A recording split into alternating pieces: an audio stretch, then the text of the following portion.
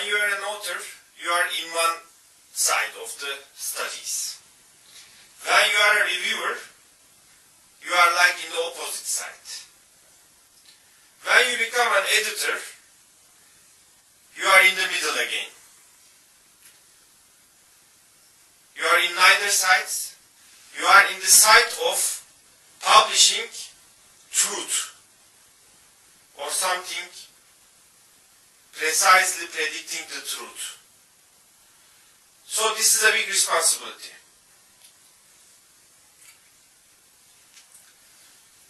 You have a lot of pressure on you. Indexing and impact factor, scientific quality of the journal, appropriate and ethical review process, to identify conflict of interests in order not to become a site of advertisement. Be careful about ethical approvals, patient consents. You have to maintain financial support. Nothing happens without money, even science. And you have the public responsibility because the published articles will lead to new treatment algorithms, new surgical methods, and it will be applied to somebody who has the disease. So somebody will be prone to the results of your study. If you are publishing something wrong, biased, then other people might be influenced in a way to harm the patient.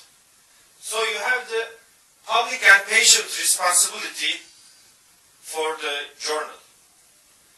And for those who are conducting fraud or misconduct, you should identify and retract the article so that nobody will be influenced by it. We have responsibilities to authors. We should provide guidelines for authors for preparing and submitting. It should be clearly stated, the policy. We should treat all authors with fairness, courtesy, objective, honesty and transparency. Even after rejection, we should provide why, both for education of the author and to prove that we are fair enough to reject somebody's work, maybe because they have spent a lot of time, money on this subject. We should protect the confidentiality of every author's work. There are important problems in the literature also. For example, one of the editors published a rejected manuscript after doing some manipulations on it, as they published it as their own, one of the editors. There are important problems. We should establish a system for effective and rapid peer review because time is money. I mean, if it costs a year to review a manuscript, then after a year, the topic might be out of date. So the author may not have the opportunity to revise the manuscript and send it to another journal maybe. We should make editorial decisions reasonable and speed, fast. We should be vigilant in avoiding the possibility of editors and referees delaying a manuscript for suspect reasons. There might be conflict of interest, unwanted feelings between the editors, reviewers, and the authors. In our journals, in order to prevent this, we do double-blind review processing. The reviewers does not know the name of the authors, and authors never know who reviewed their manuscript. Only the editor knows. This is called a double-blind reviewing process. But in some journals, they trust their editors a lot, and they want their editors to evaluate if the authors can perform the study. So they are doing an open review process. Everybody knows each other. Even you can advise the editor, 3 reviewers, that he will pick 1 or 2 to review your article, to be fair.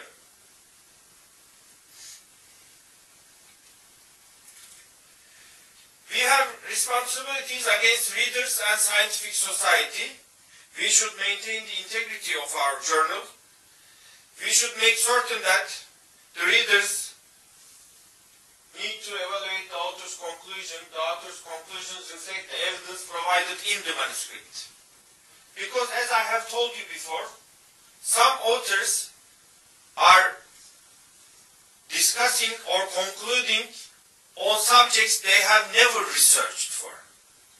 So we should be very concise and sure about that. We should identify individual group authorships, clearly developing processes to ensure that authorship criteria are met. We have responsibilities to journal owners or publishers. In Turkish journal, I'm the editor-in-chief and I'm the owner. So there is no problem for me.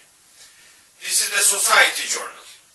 Also it's true for Professor Üstün. She is the owner of one journal. We are independent societies. But it's not true all the time. Some of the international journals are owned by professional organizations, publishers, that are earning money from that. That is a potential source of conflict of interest. For them to be independent, editors have responsibilities to act accordingly with them, but they should also be independent for accepting and publishing manuscripts. This is called editorial freedom. An editor is essentially responsible for what appears in his or her journal. A journal mission statement, priorities, objectives, measures of success, and editorial processes are determined by the editor. So, if one journal rejects your manuscript, it does not essentially mean that your study does not worth publishing.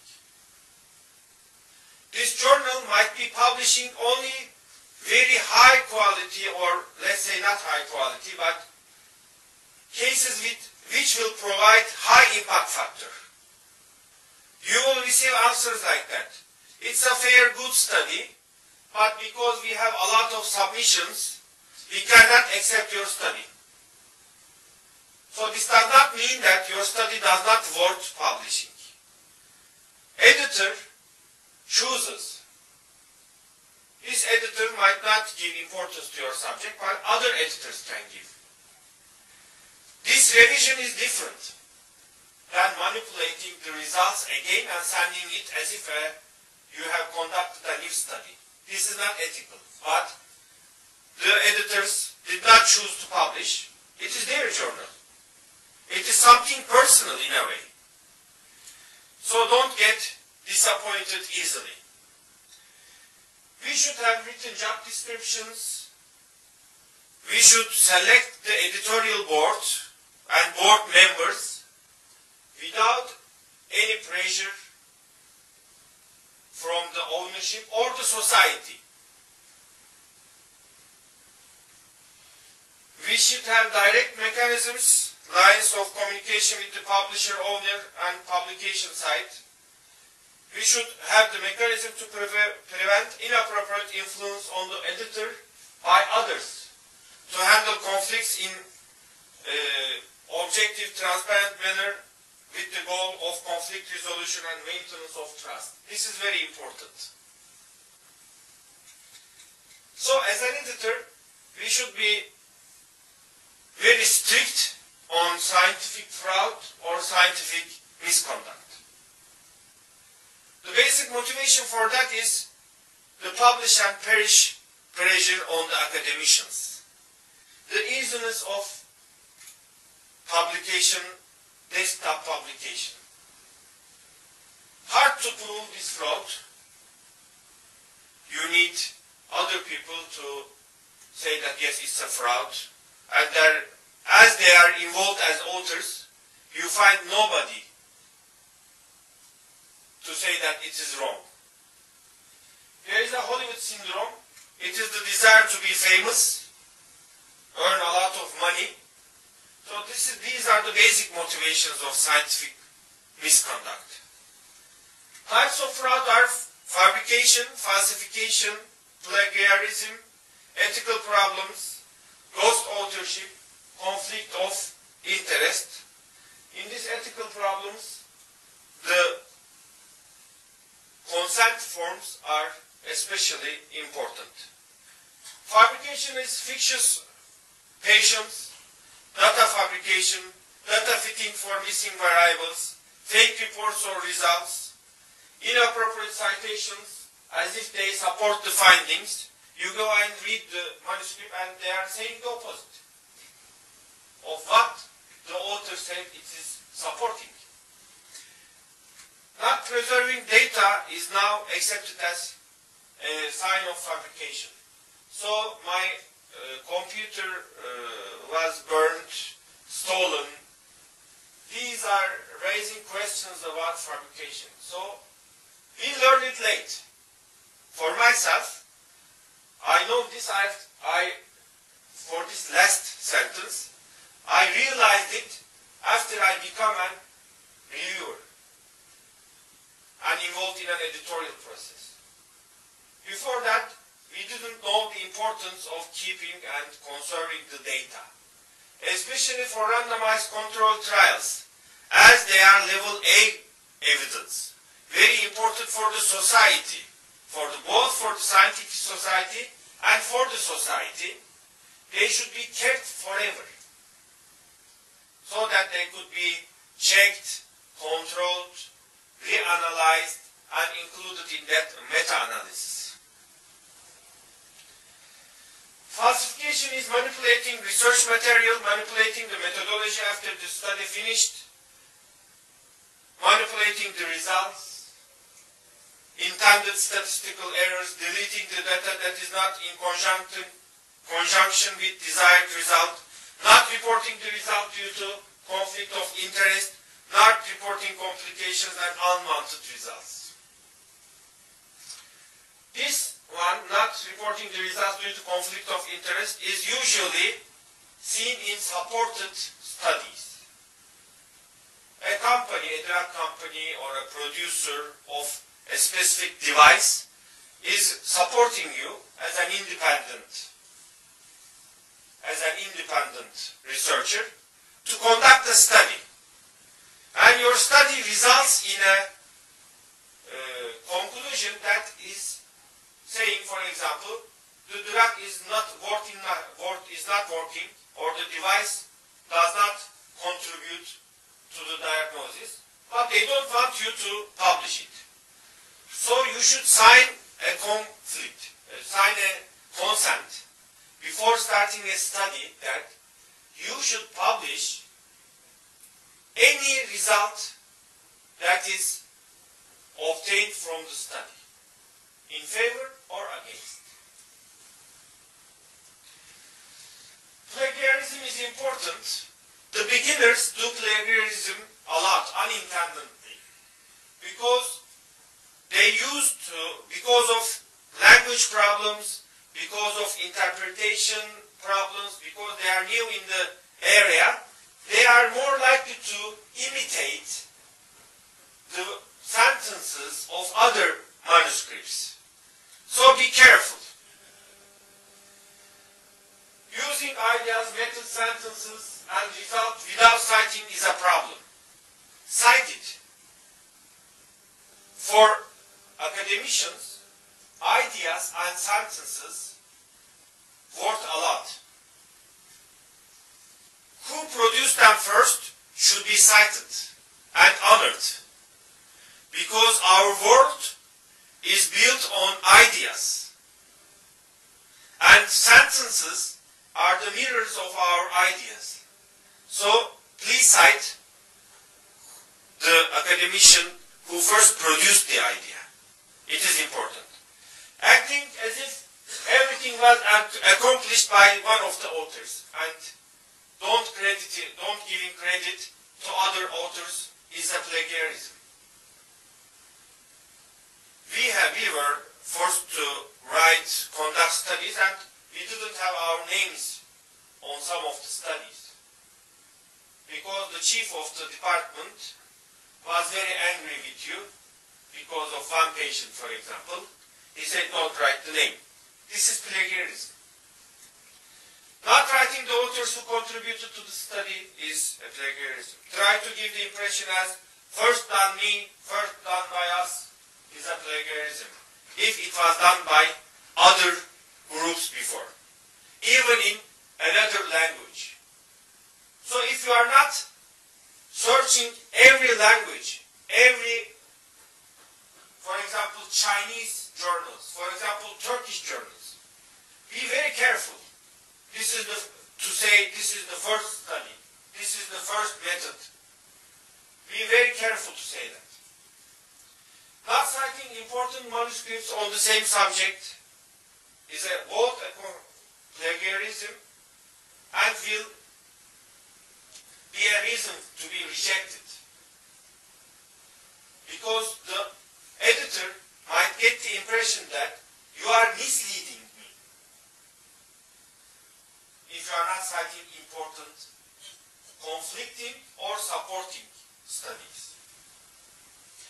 Using tables or pictures from other manuscripts as if one's own, solemnization, publishing the same study under different names with small manipulations are problems.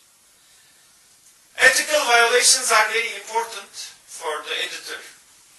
So we usually want to be sure that the manuscript is written in conjunction with Helsinki Declaration, Universal Human Rights Declaration, Animal Rights Ethical Guidelines on Animal Studies, informing the patient and taking patient consent. That is why academicians are protectors of democracy and human rights. It comes naturally.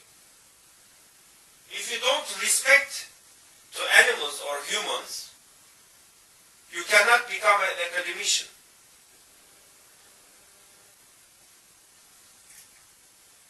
Ghost authorship is a problem. Writing those who have not contributed to study is a problem, but unfortunately is a reality in the world. Authorship for chief of clinic, hospital department, although they have not contributed to the study, is a problem. Actually, in an ideal way, in an ideal setting, these mentors should guide you before you begin the study.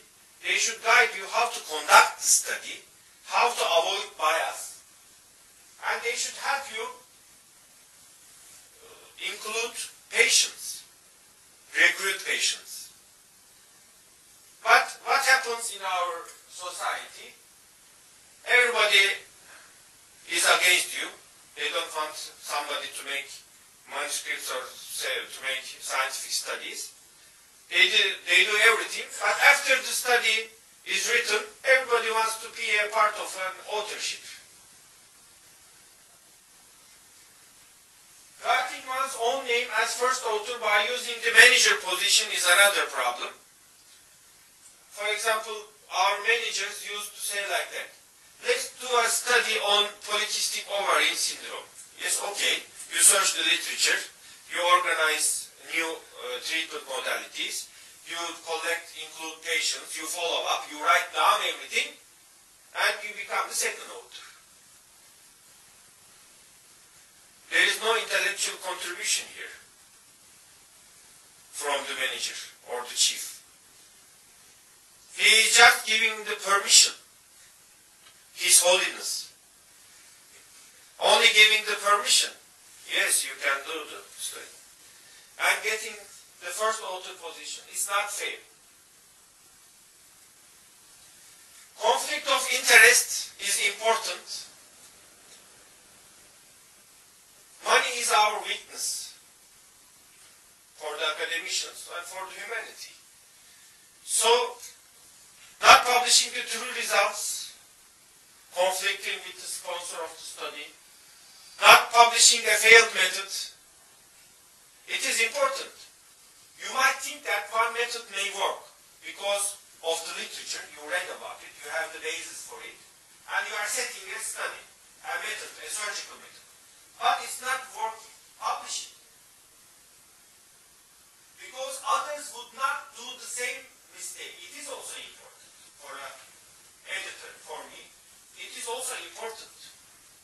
Reporting side effects, reporting deadly complications is an important thing for me as an editor because it will warn the society. It will warn other authors, other readers, other academicians. It is an important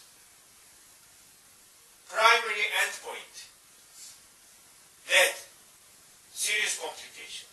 It is very important. One of our speakers said that p-value is different than clinical importance. For example, you conducted a study. You have 50 patients in one group, 50 patients in another group. This group is successful and statistically different. You are applying a drug, for example. But one of the patients died. Although the frequency of death is not different statistically between the two groups, it is clinically very important. You should both report it and discuss it. He might die from heart attack, incident. But you should discuss it. You should discuss the cause effect. It is clinically important endpoint. You cannot say that, oh, it's working in 100 patients, one can die. You can't say that.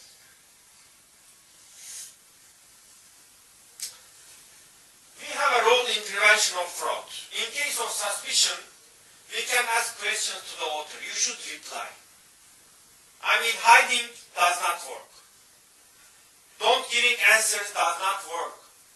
Because if you don't have enough answers, we can demand the raw data also. We can send our questions to the ethical committee that you said you take the permission. We can report these to the author's institution, managing institution. If not getting enough answers, we can write to the University Council, Doctors Association, or we can retract the paper. Because even after publishing, you should answer to the letters of editors, you should answer to the questions and further evaluations. Getting published is not the end of the story. Retraction, editor should inform all the readers about retraction.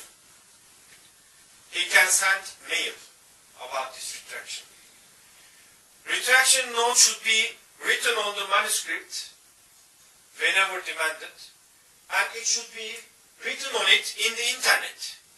If you are an open access or online journal, whenever you click on the journal, full text, it should write retracted on it with very big letters. The professional organizations should be informed about the retraction. Transparency is important. You shouldn't have secondary relationships with the drug companies, advertising companies. The editorial team should be independent. How do you choose the editorial team? Should be explained. For example, in our journal, we explained how we chose. We have an age index criteria. If you are above this age index, you are invited as an editor in the editorial team. If you don't have time, but you have high H index, you are in the advisory team.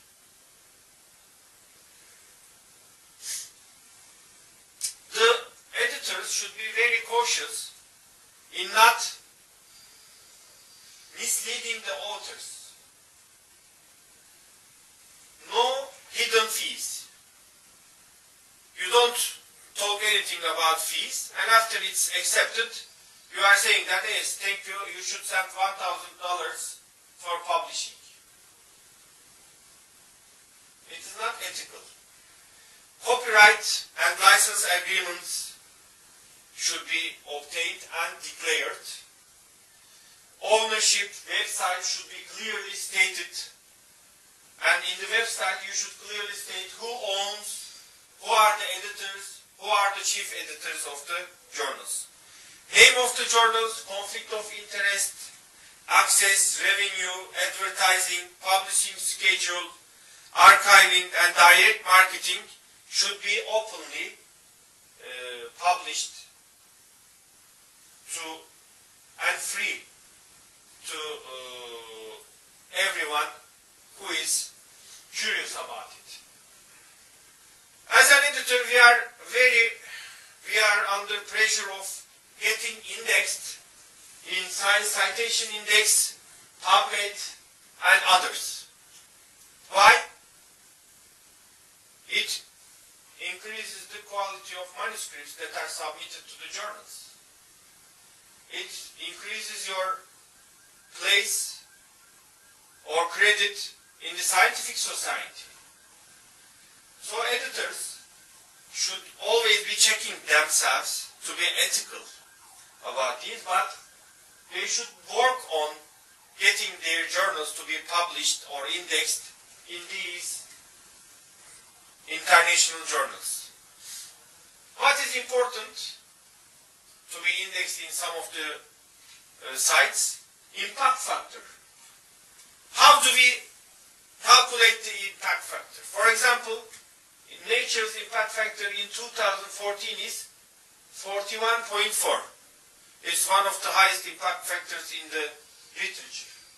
How is it calculated? You calculate the citations in some citations in 2012 and 2013 and divide by the publications in Nature in 2012 and 2013. This is a real example. This is the number of manuscripts and case reports in total published in Nature in 2012. This is 2013. This is the number of citations they received. And this is the impact factor for 2014. For example, our journal, Journal of Turkish-German Gynecological Society, has an impact factor of 1.5 now. It is unofficial, but it is reported to us. It is not declared yet.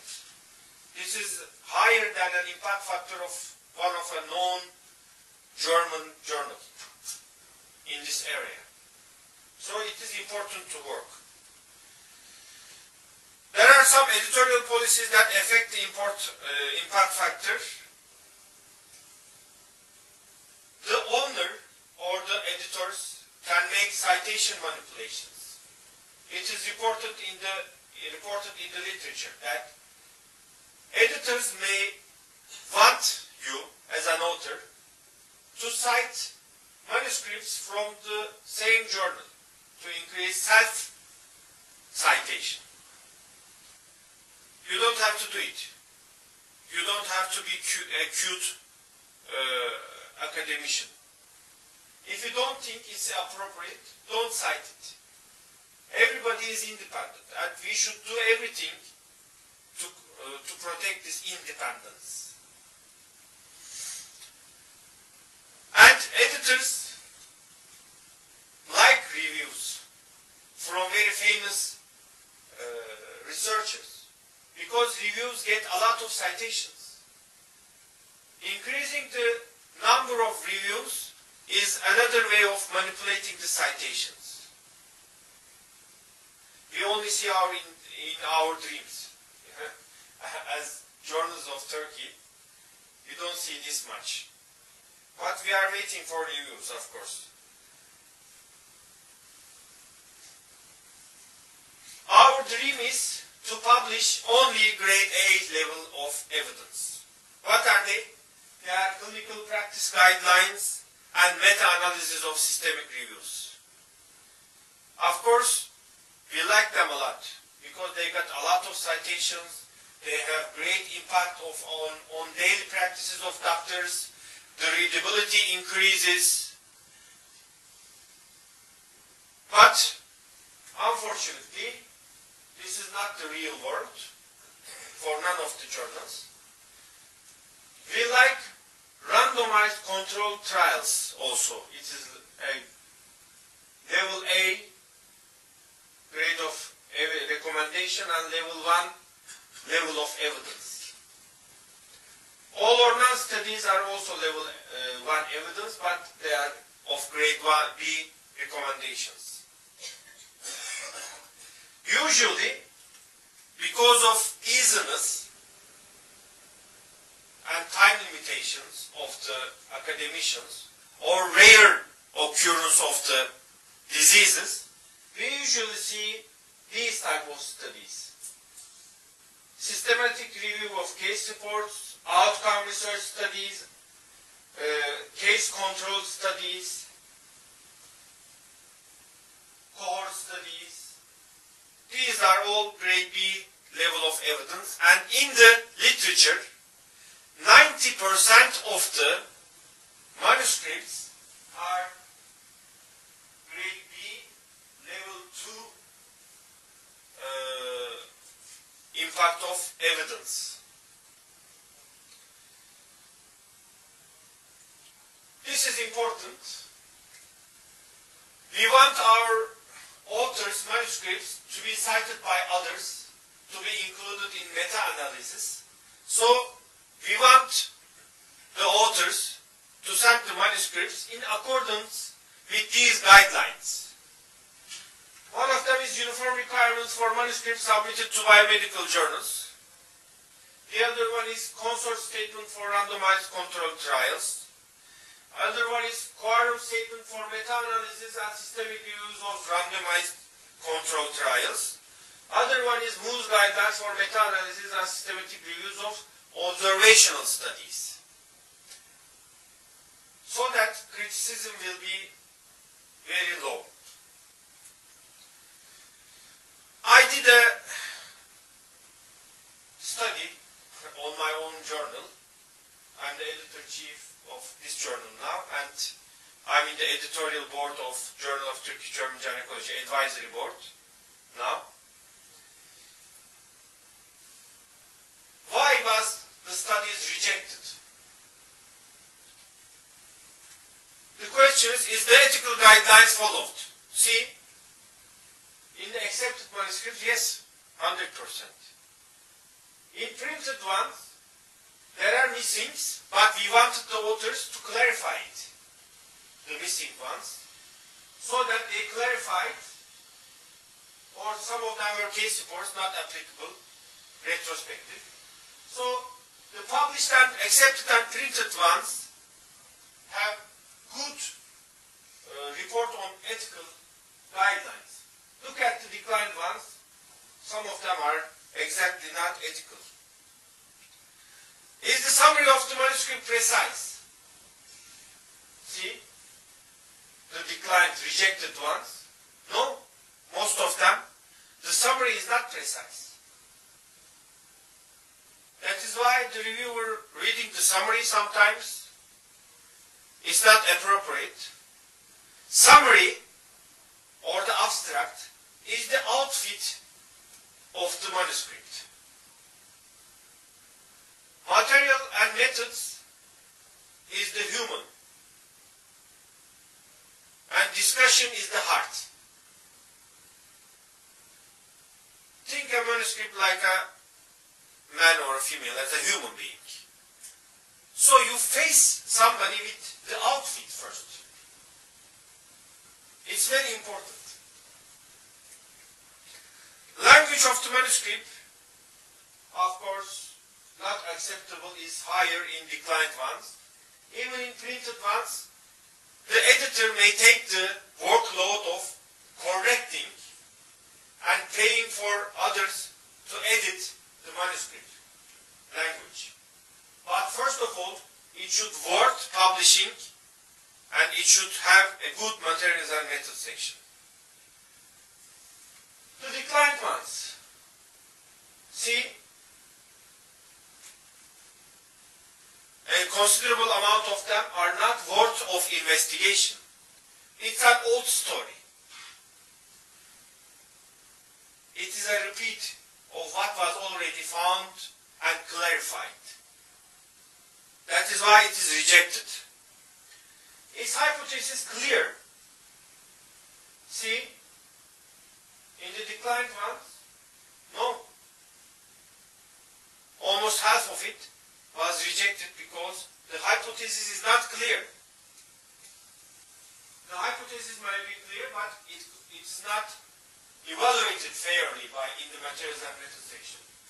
Some of the unclear hypotheses were asked to be rewritten by the editor. The subject is okay, but the writer or the author might be inexperienced in writing, so we want them to clarify their hypothesis, to set the primary outcome measure, secondary outcome measures. So this is a major revision. They do the revision, so afterwards we can accept them. Appropriate study design. See, in the rejected ones,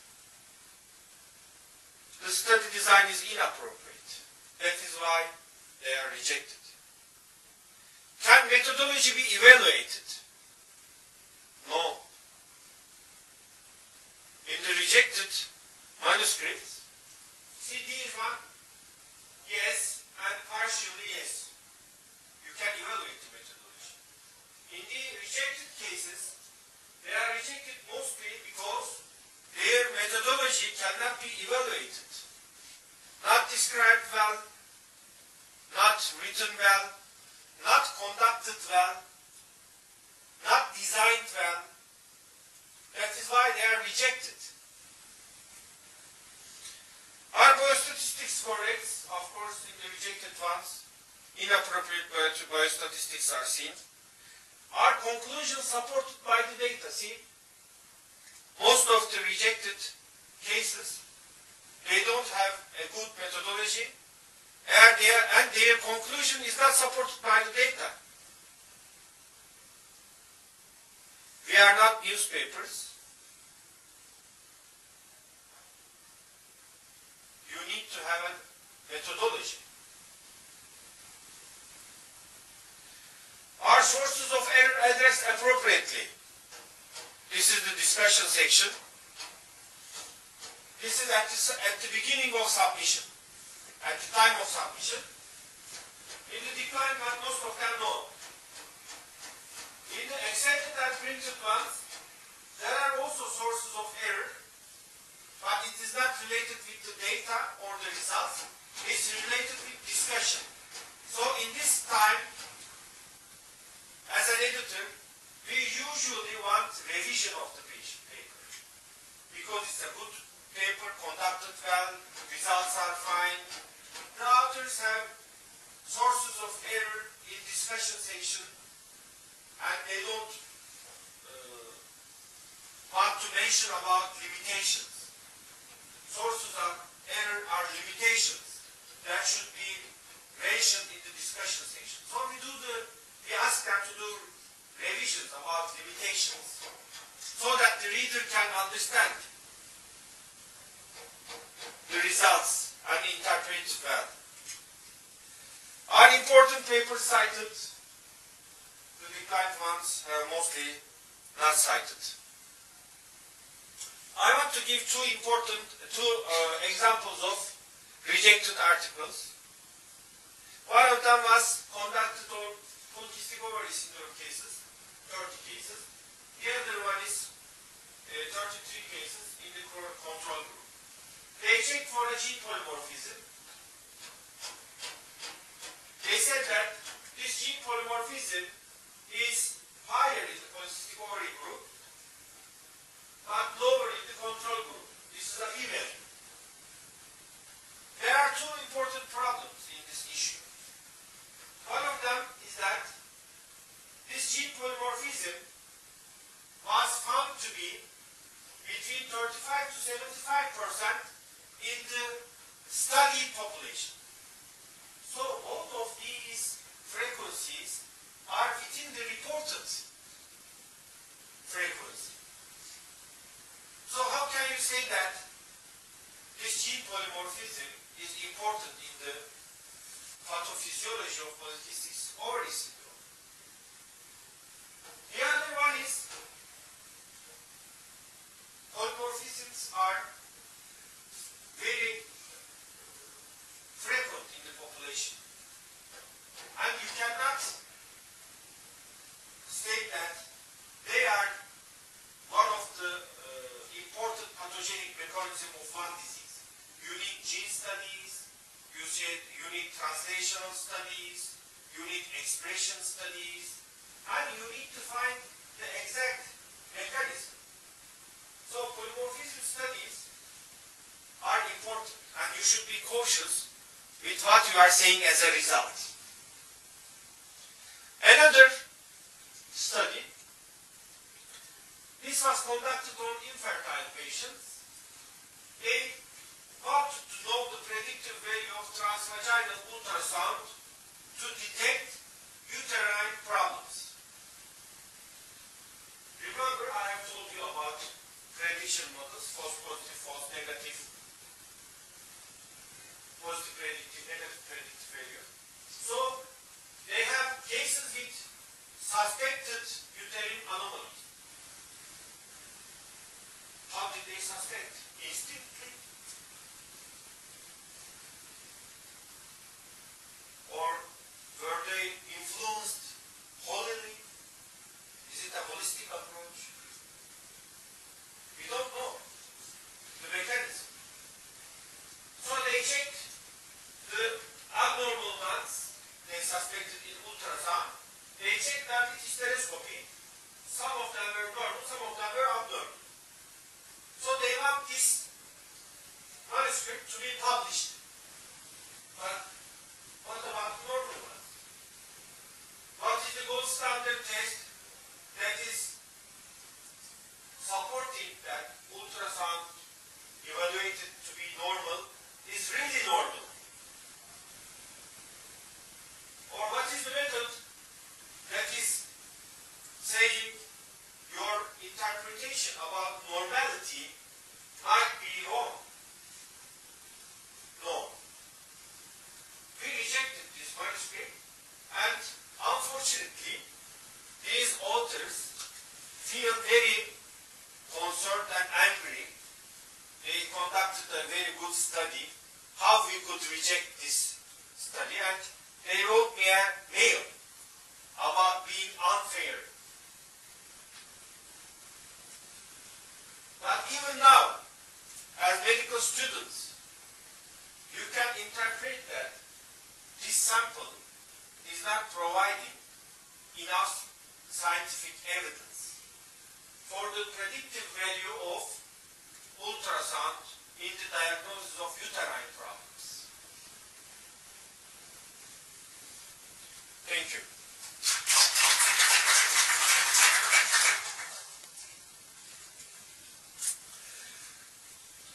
Are there any questions, comments? In your opinion, what should be the period after the submission of the paper, actually the clinical research paper, until the acceptance or the, response rate? The first response rate, there are international quality controlling system for the journals. The first response rate should not exceed 30 days in general. Acceptance depends on revision also. So, revision is another story. But first response rate, revise or reject, should not be delayed more than 30 days. But in very high impact factor journals, in very crowded journals, it should, even in that position, it should not exceed 3 months.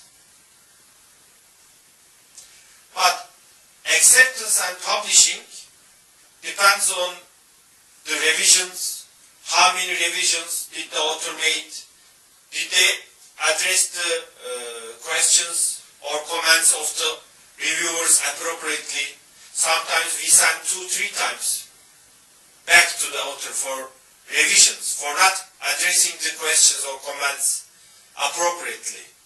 And after that, it depends on your frequency. For example, we have a journal of quaternary published journal. So even after acceptance, it might be published 3 months after in the next issue. So it's a different study. But we have digital object identifier numbers, DOI numbers. These numbers are accepted as published, being published. So we publish before hard copies, we publish the manuscript with DOI numbers. DOI numbers. Is it okay? Are there any comments? We have other editors. I want their point of view on this issue. How do they see scientific manuscripts? What is important for them? What is the most important thing? To accept or reject the manuscript? I think it's a big story, but I try to summarize. I think the most important thing is the ethical issues. Can you face for the camera? Okay. I think the most important issue is ethical problems. We have a checklist, detailed checklist in Balkan Medical Journal for all manuscripts, for the original articles, case reports, clinical image, etc. And then the second one is the important issue is related with the quality of results. In the point of view, the quality of the evidence-based level. And the third one is, I think, important issue is prospective randomized clinical trials is our special area.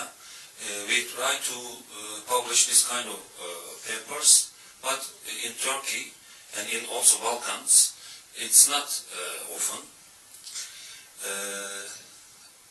The last year we take 1 or 2 meta-analysis or systemic reviews. It is also, I think it is the most important and the most valuable papers. So we are trying to best of paper all of these submissions. I think the second issue is the kind of the paper. It's an important point. And writing style, using current literature, using good figures and tables is also important for acceptance. And finally, the minor issue is the sources of the papers. It's in reality our potential writers from Balkans. So our journal's name is Balkan Medical Journal. So we are trying to catch from the Balkan countries, but it is a minor issue. I want to say that editors can be considered the source of the paper, because it's important. Editors can wonder the conditions of the preparation of the papers. So the writers is also important, the countries is also important. We feel ourselves warm to Balkan journals, but we have long distance to Chinese papers. That's all okay. Thank you very much for your presentation. I agree with him. Ethical issues is very important. When I review a paper, I first look at the names of the authors. If I know them, no problem. But if I don't know the names, I always look at PubMed. I look at the affiliations of the authors. If they are from different places of Turkey, and even if it is not a study that can be done by that group, I ask them or I reject them directly. After looking at the names, I look at the methods section of the study. I look at the type of the article. Of course, randomized clinical trials and animal studies are very important. We are waiting for that kind of studies. I look at the statistics section. Sometimes we take comments from Professor Api, and then sent to the review process.